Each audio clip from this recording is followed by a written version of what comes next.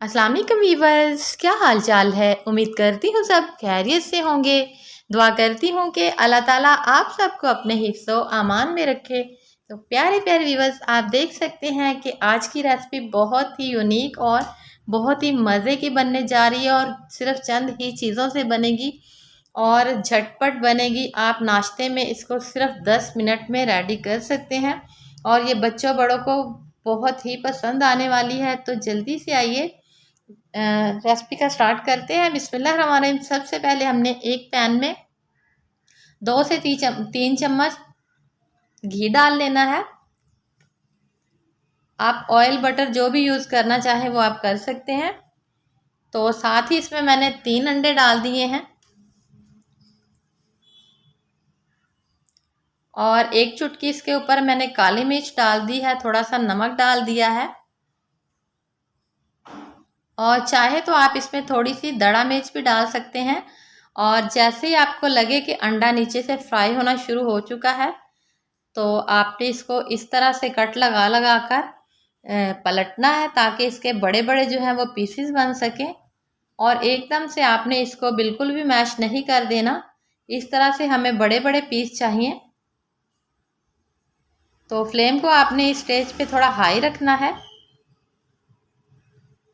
और आप देख सकते हैं कि चंद सेकंड में ही ये हमारे जो पीसेस हैं वो बिल्कुल रेडी हो चुके हैं। तो अब हमने इसको किसी प्लेट में निकाल लेना है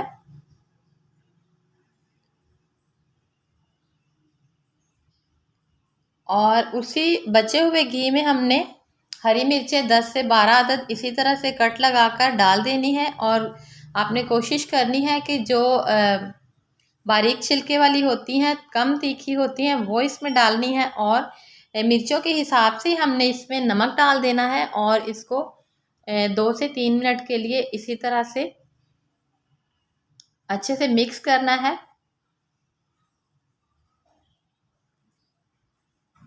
और 3 से 4 मिनट के लिए मैंने इसको कवर लगा दिया था ताकि ये अच्छे से कुक हो सके। और 3-4 मिनट के बाद आप देख सकते हैं कि ये बहुत अच्छे से जो है वो फ्राई हो चुकी हैं। अब इसमें मैंने अदरक और लहसुन का पेस्ट डाल दिया है। इसमें प्याज वगैरह हमने कुछ भी नहीं डालना और इसको भी हमने चंद सेकंड के लिए कुक करना है। और साथ ही मैंने टमाटर जो है उनको फाइन चॉप किया था। आप चॉपर में भी कर सकते हैं, छुरी से भी कर सकते हैं। तो मैंने इसको चॉपर में चॉप किया था।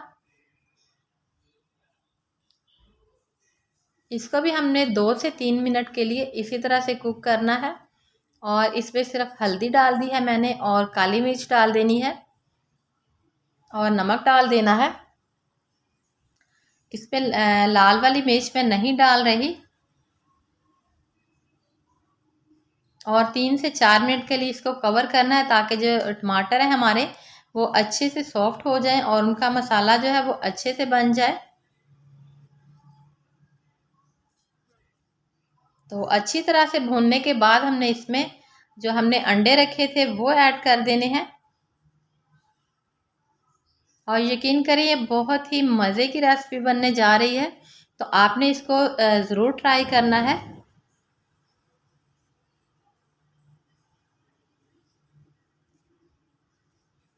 इसका मीडियम फ्लेम पे हमने थोड़ा सा फ्राई करना है। कवर वगैरह आप करना चाहें तो 1 से 2 मिनट के लिए इसको कवर कर सकते हैं।